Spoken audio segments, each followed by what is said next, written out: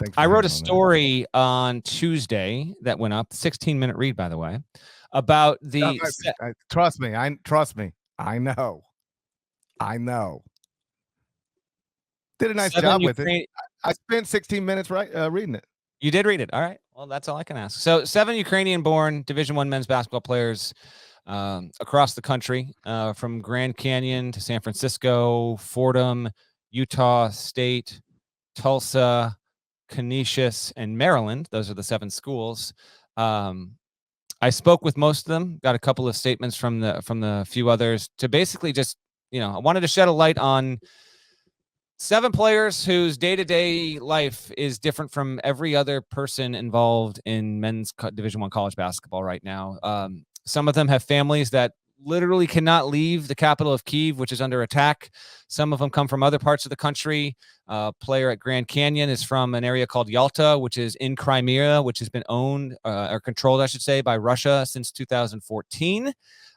So his perspective was a little bit different than a couple of the players like Pavlo Zhuba from Maryland, who's from Kyiv. A couple of these players who grew up in Kyiv said, listen, Russia as a threat kind of was always there, but and there was the Donbass war on the eastern side of the country, but we never thought that it was ever going to come to this. I'm truly shocked. Whereas, Grand Canyon's player, he's from a part of the country where it's Russian controlled, propaganda everywhere. You can't speak out against this stuff. And so for him, the war just didn't come as much of a surprise. But some have families that have members that have been able to get out. Some don't. One of them has a father who was literally fighting in the war every single day, lives near the western side of the country, near a ski town.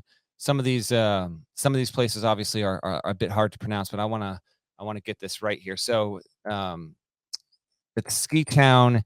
It's San Francisco. Vova Markovetsky is his name. His father. They live near. I want to get this just right here because he was so proud of where he came from, which was another thing altogether, just to hear these guys kind of speak about where they grew up in.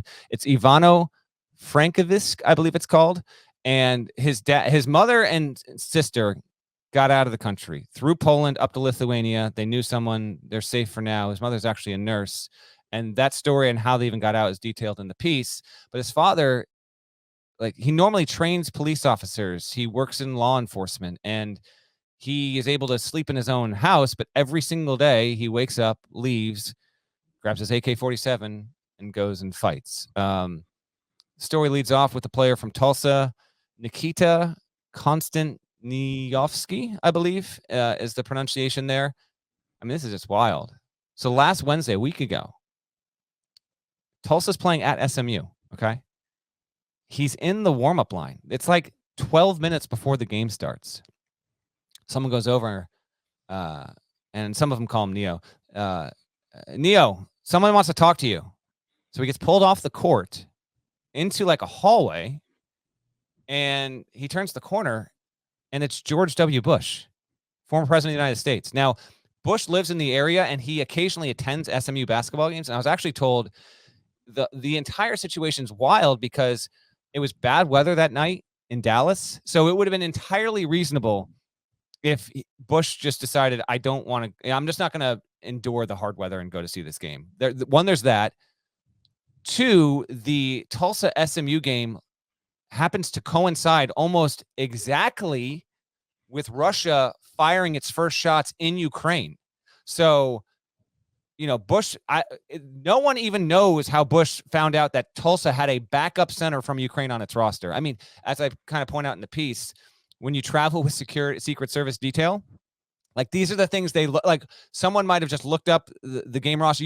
If you work Secret Service, you got to know everything about a situation. If you're with a sitting president, a former president, the whole deal.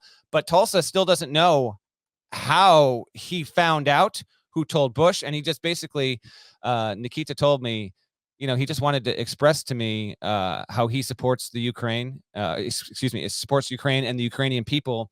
And, his thoughts were with him and his country. And at that moment, Russia had actually not fired its first shots in the country. But by the time the game ended, kind of like a window into, he's a former president. He's going to get certain intel briefings if he so chooses. Like, he clearly knew, and it was building for days to that point, but it really, like, Bush clearly knew that this was about to happen. Like, it was minutes, if not hours away. And it's just wild. So that's how the story starts. And then, players one by one, they kind of couldn't believe it, that it was actually happening. It actually escalated to this point. And, they're on the other side of the world. They grow up in Ukraine. To get out of Ukraine and be good enough to play Division I basketball, it's not super rare, but there's 7 of these guys here right now. It happens. It's just not that common. And a couple of them, like, you don't go from Ukraine and then, okay, now I'm in D1. Usually you're good enough where you'll go play for an academy elsewhere in Europe. A couple of these guys played in Spain. A couple of guys grew up together, by the way, playing for the Ukrainian junior national team. And so anyway, the point is, like, you want to go to America, play college basketball. Maybe that can set you up for a life as a professional, wherever that will lead you, NBA, Europe, wherever, right? And so they do this, but now they're helpless. And I'm not going to give away all the details. If you haven't read it, please go read it. We'll put it in the podcast description as well. But a couple of them told me, like, and some of this didn't make it into the story because the story is long, and I didn't want to, bog it down totally with quotes. But a couple of them told me, like, I'd rather not be here right now in the United States playing basketball. Like, if you told me I could get on a plane, go home right now, and be with my family and help fight for Ukraine, that's what I would do. I mean, the conversations were heavy. They were wowing. Some of it was uplifting in terms of just the spirit of these players. It's just incredible. But when I was talking to Nikita, the player at Tulsa, like, we're literally talking on Sunday night, and he's going through what he's lived through in the previous 3-4 days. These guys are getting text messages and videos on, like, secure messaging apps. There's one called Telegram, which I was not aware of until I did this story, but they're not using WhatsApp. They're not using Signal. They just use a thing called Telegram, where you can have, like, a group phone call with, like, 8 people. So he's getting phone calls. They're literally getting updates of photos and videos of the destruction happening from their friends. It's not like, hey, I saw this on my social media feed, look at this news clip. It's literally their friends taking these photos and videos and sending these players updates over messaging. And again, remember, they're 6, 7, 8, 9 hours ahead in Ukraine, depending on where these players are located in the States. And so oftentimes, a lot of what's happening is these people are giving these updates in the morning time in Ukraine, but it's nighttime here. So these guys are either having trouble sleeping, and they're literally tracking this stuff at 3 a.m. Maryland's player told me he had to take sleeping pills, and it finally started working because he couldn't sleep for like 3 straight days. So that's happening.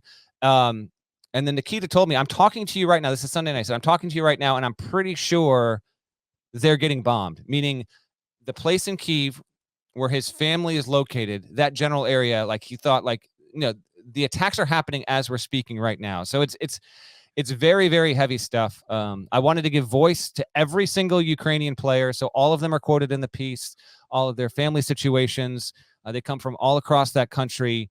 And if you haven't taken the time to read it, please do. I felt this was a very important story. These are people that are helpless right now, and they've received a ton of support, which you would expect and which is so wonderful, but it's still not easy. We are gearing up for March, an incredible month for this sport. And it's all happening against the very real, dire backdrop of a needless, tragic, scary as hell war with a country that wants no part of it and is fighting back and fighting like hell to make sure it can maintain its freedom and its democracy and its independence from Russia.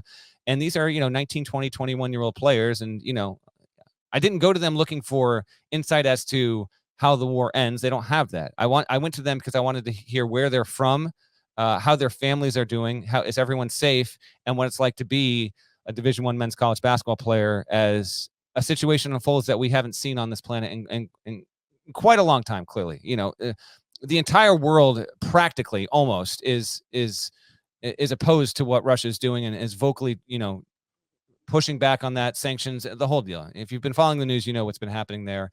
So just keep that in mind. If you catch a Maryland game, Utah State, Canisius, Tulsa, San Francisco, Grand Canyon, Fordham. I mean, Fordham, last one I'll let you go, GP. I know I'm kind of rolling here, but Fordham has got a guy, comes off the bench.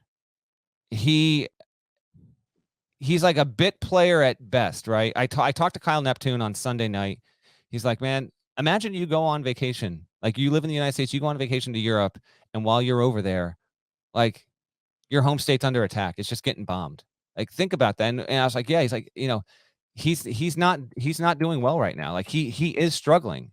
And Neptune was talking about his player. They call him Rostislav Novitsky. He comes off the bench, has a career night against UMass on Monday. 10 points, 100% from the field, pair of rebounds, pair of steals. And when I talked to Kyle on Sunday, I said, what have you done as a program? He's like, we're going to get patches on the uniforms. We hope that we can get it done by like the end of the week. Well, something happened between then and Monday morning because they made it happen. They had a Ukrainian flag patch that they're going to wear for the remainder of the season. So if you watch the A10 tournament, you'll see this on Fordham's uniform. Fordham got the win. He played well. Really cool, like on-court success mini story tied to all this. And yeah, just keep these players and their families in your thoughts because there are people, loved ones, friends in legitimate hour by hour, day by day danger. They are leaving. One player has a family that has to go into their hallway in their 18-story apartment building so that if missiles hit their apartment building, they're not next to the windows and don't get killed. Another one has to scurry about 7 minutes from where they live to get underground in the subway, which is kind of a makeshift bomb shelter. And they can't even drive there because the roads are no longer even drivable. So there's a lot more detail in the story. Again, it'll be in the podcast description, but that was the big piece from Tuesday on the site. It's heartbreaking. The main thing I noticed from the quotes in the story is how these young people, they always knew this was possible, I guess, but like genuinely didn't believe it would ever come to this, like tanks and missiles in Kyiv. And obviously there's no way I could properly understand what it must be like, to be in another country while your home is being attacked, while your family's at risk. But, the overwhelming feeling must be helplessness. I travel a lot, and there have been times where I'm on the road and like there's bad weather back home, like a tornado warning. And I'm fine. Everything's fine where I'm at, but like, there's like tornadoes have touched down back at home. And so you're constantly in touch with your wife and, you're FaceTiming, like everything okay, the kid's okay. Like you feel so helpless. And obviously every time so far, that's never resulted in anything. But like, I can just remember being nervous and feeling helpless. Now, compare that to there's actual missiles shooting into your hometown. Places you've seen your whole life are no longer there. People you know are no longer alive. I mean, I can't imagine what it's like to be these young people over here trying to focus on, school and basketball while your loved ones are back home literally under attack. And like you said, there's no way for them to predict how this is going to go or where it will end.